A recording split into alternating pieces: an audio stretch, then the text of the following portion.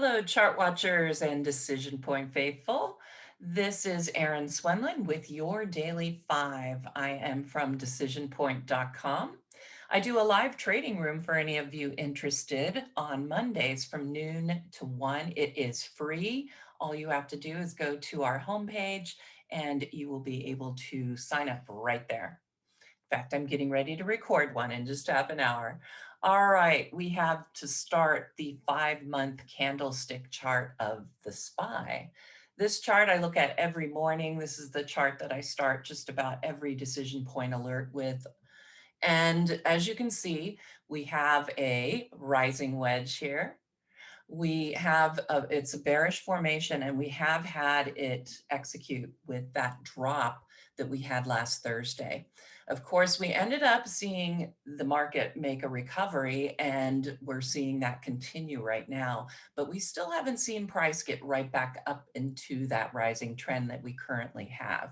Although things are looking a little brighter, the PMO is flat now. It isn't in decline, which is good. The price momentum oscillator, this is decisionpoint.com's momentum oscillator. On balance volume improved. We had quite a bit of total volume back on Friday. So that was a good sign to get a nice big move to the upside.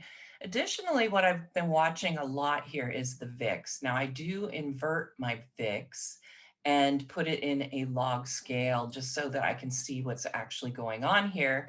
And since the VIX is considered a sentiment indicator, I like to flip it because sentiment is contrarian. So that way I end up with the oversold on the bottom and overbought on the top. Well, we had last Thursday a puncture of that lower band. And typically when you get these punctures, you're going to find a nice move to the upside. Now, it doesn't generally last forever. You can see this one was just a little while here, but you do at least usually see some sort of an upside initiation. Now we're seeing that VIX back within the Bollinger Bands, and it's heading back up. So we should have a little bit of relief here. We should see the market move up for just a little while here, but let's look at the Climax indicators, and that way I can get really dive in a little bit more into what I'm talking about. We had an upside initiation last Friday. Well, what does that mean? Well, we had a really powerful move in breadth. Net advances declines popped way out of the normal range. We saw net advance decline volume point out of the climactic range. And then again, as I showed you earlier, the VIX had penetrated that bottom Bollinger line. Now, when you get that total volume and you start to see these moves like this, especially coming off of a big decline, that usually means you have an upside initiation or a buying initiation. So we should actually expect higher prices coming in off of one of these upside initiations. Now, I will point you to the day before on Thursday, and we did see a downside initiation. This doesn't always happen, but where you have one day of one and then the other day of another.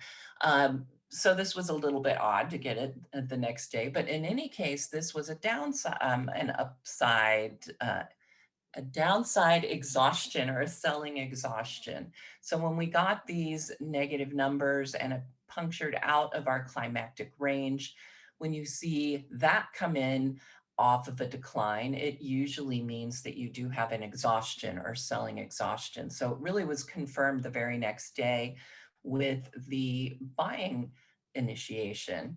So we're going to be watching going into this week to see if we're going to continue to see that upside momentum off of the selling exhaustion and the buying initiation. I wasn't surprised to see the market up when I got to my computer, just based on looking at those two exhaustions and initiations.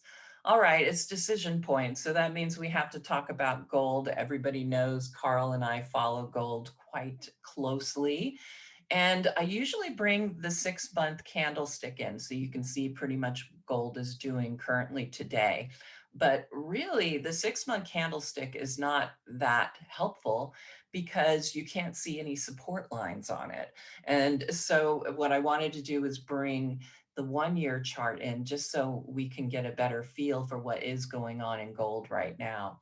This is dollar gold. So, you're not going to see this is as of Friday, last Friday. So, really what I wanted to talk to you about is last week we got a long-term trend model sell signal. This means that the 50-day EMA dropped below its 200-day EMA, or it's a death cross, right? That's a very familiar term. And we saw that come in on gold. We already were in a very difficult decline here. Not a surprise that it came in. The question is, how long is it going to be able to hold? Uh, how long will it hold that? Well, the PMO is still in decline, which I don't like. I happen to know gold is in decline right now, GLD. And we've hit this area. This is a really important support area. But, when I look at these indicators, this is the point where gold needs a decision point, if you will. Gold needs to do a reversal here. And, right now we're not seeing it. Like I said, I know GLD is down today, but this is the spot where it needs to happen. I don't like seeing a long-term trend model sell signal, but I do see an RSI that is oversold, and the PMO is also oversold. So it's giving you the indication that maybe this is a reversal or a pivot point. I'm not going to be really on board with that for a few reasons. Number one, gold still looks very ugly, and seeing these negative crossovers and signals is a real problem. We also follow the sentiment of gold, and as you can see, sentiment is showing that we have discounts on the Sprott Physical Gold Trust, but we don't have really high discounts, meaning very bearish sentiment. Right now it is bearish, but not really bearish enough for me to look at it and go, yep, this is the pivot point. I don't think it is yet. All right, so we're looking at consumer staples sector. This sector really started to heat it up last week and on Friday. And, I haven't trusted these rallies that have come off on consumer staples because we just weren't seeing the underlying indicators really supporting a breakout. I think right now we're finally seeing that, and we know that the market is soft, and typically when it gets soft, that's when you're going to start seeing those defensive sectors kick into high gear. Right now, you've got consumer staples XLP with a RSI that is now moved into positive territory. Look at the underneath participation. You have how many percent of stocks above their 20 and 50-day EMAs. Well, right now that is improving very quickly. The BPI has turned around. We don't quite have the crossover, but I would expect to see that. PMO is turned around, and it's very, very close to a positive crossover as well. Golden Cross, this measures how many of the members of that index, or in this case sector, have their 50-day above their 200-day. They're on a golden cross.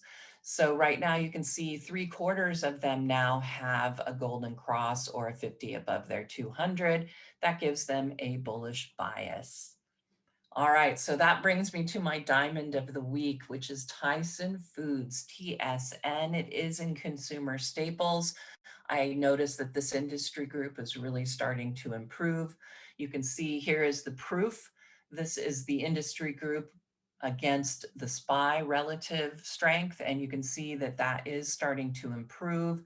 Look at Tyson against the S&P. It's already been outperforming, and Tyson against its industry group is increasing here. So it is one of the stronger performers within that food products industry group.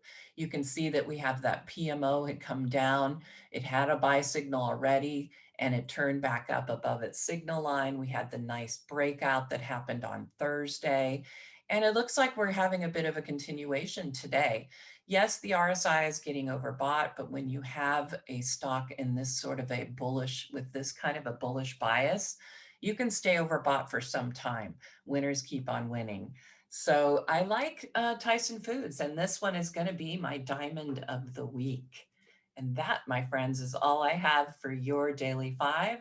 This is Erin Swenlin from DecisionPoint.com, and I thank you very much for watching. Hey guys, Dave Keller here with StockCharts.com. Thanks so much for watching our video. If you enjoyed it, and we hope you did, hit the like button right below. Also, we have so much new content every day. Consider subscribing to the channel. Just hit the subscribe button in the video or right below. Thanks for watching. Stay safe. Have a fantastic day.